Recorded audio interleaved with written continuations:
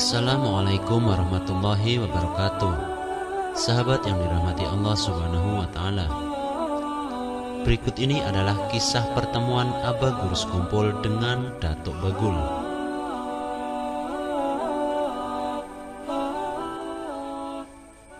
Kiai Haji Muhammad Zaini Abdul Ghani atau yang biasa dikenal dengan nama Abah Guru Sekumpul merupakan ulama karismatik Kalimantan Selatan yang tersohor.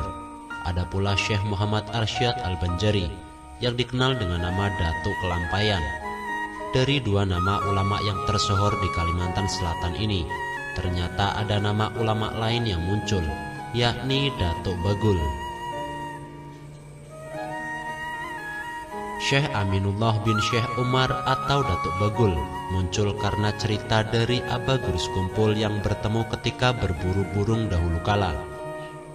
Dalam peristirahatan ketika berburu di Desa Keramat, Kabupaten Banjar, beliau bersandar di bawah pohon yang akhirnya menjadi pertemuannya dengan Datuk Bagul.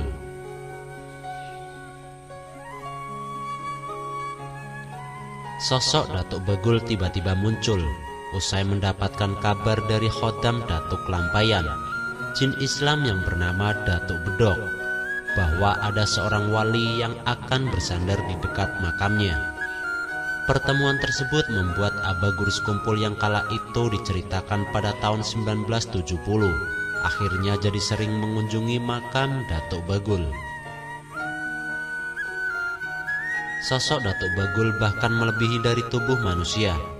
Tubuhnya 3 kali ukuran tubuh manusia biasa. Sosok inilah yang menyelamatkan Abah Guru Sekumpul ketika perahunya terbalik. Datuk Bagul yang menangkap tubuh Abah Guru Sekumpul sehingga tak terjatuh ke sungai meski perahunya terbalik.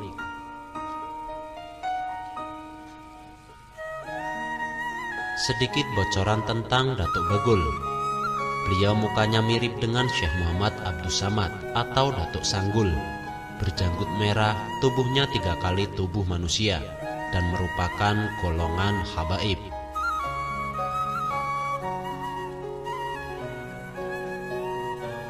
Kata salah seorang anak angkat Abah Guru Sekumpul yang tidak mau disebut namanya.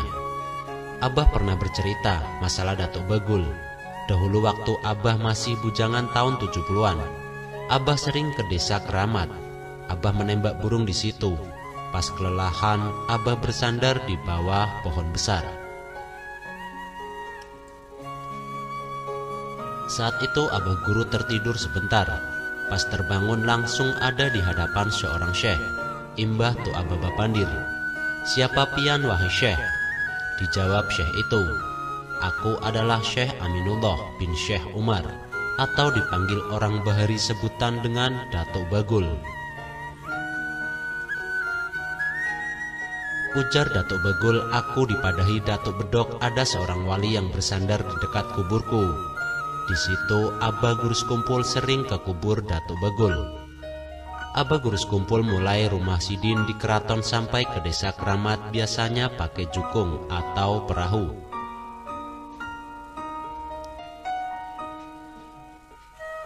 Terkadang Abah Guru biasanya dibawa langsung oleh Datuk Bedok sekejap mata sampai, karena Datuk Bedok salah satu jin Islam murid Datuk Kelampaian. Datuk Bedok hodamnya Abah Guru Sekumpul dari golongan jin.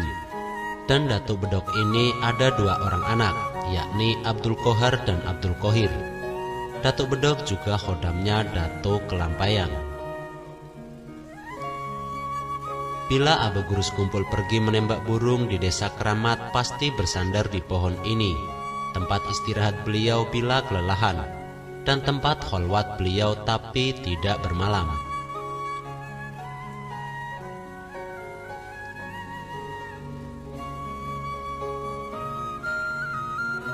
Bampar tikar lawan di atasnya daun pisang beikat tali. Abah Guru Sekumpul sering menembak burung di Desa Keramat lawan di Desa Tungkaran. Sidin seorang anaja waktu masih bujangan. Beliau waktu bujangan senang berburu di padang hutan.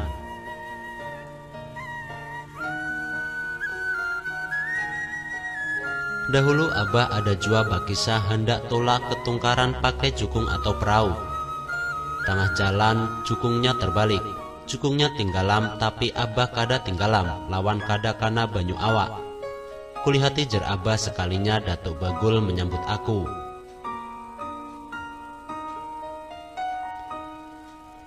Datuk Bagul awaknya ganal jer Abah 3 kali manusia biasa tingginya.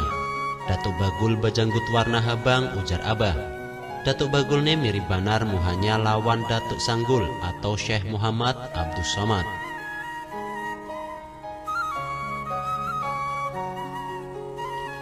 Datuk Bagul atau Syekh Aminullah adalah golongan habaib.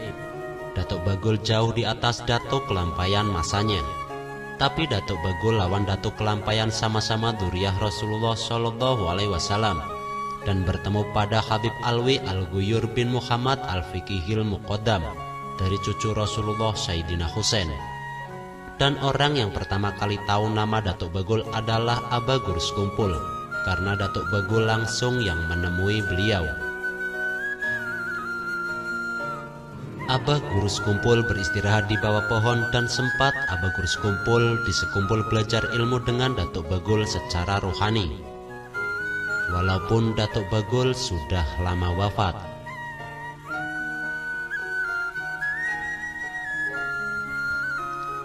Di pohon inilah Abah Gurus Kumpul ketiduran kelelahan imbah menembak burung pas kada lawas taguring dan langsung ditamui Datuk Bagul. Dulu pohon ini ganal banar dan banyak yang kada tahu tentang pohon ini. Dan batang pohon ini menjadi saksi bisu pertemuan antara Abah Gurus Kumpul lawan Datuk Bagul.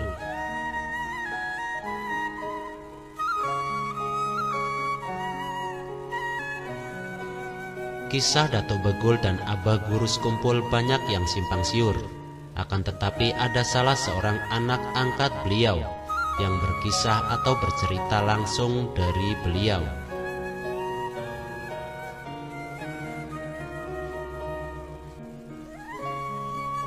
Abah Gurus Kumpul sering kholwat di bawah pohon ini sekalian tempat istirahat imbah tuntang menembak burung, tapi kada bermalam.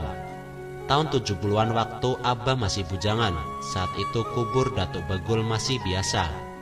Tanah biasa aja berandak kayu di atas. Pada tahun 80-an hanyar mulai diperbaiki oleh Abah Gurus Kumpul. Itulah sepenggal pertemuan Abah Gurus Kumpul dan Datuk Bagul. Semoga kisah ini dapat menambah kecintaan kita kepada Allah dan para kekasihnya, agar tergugah hati kita untuk senantiasa meneladaninya dan makin giat beribadah kepada Allah Subhanahu wa Ta'ala. Wassalamualaikum warahmatullahi wabarakatuh.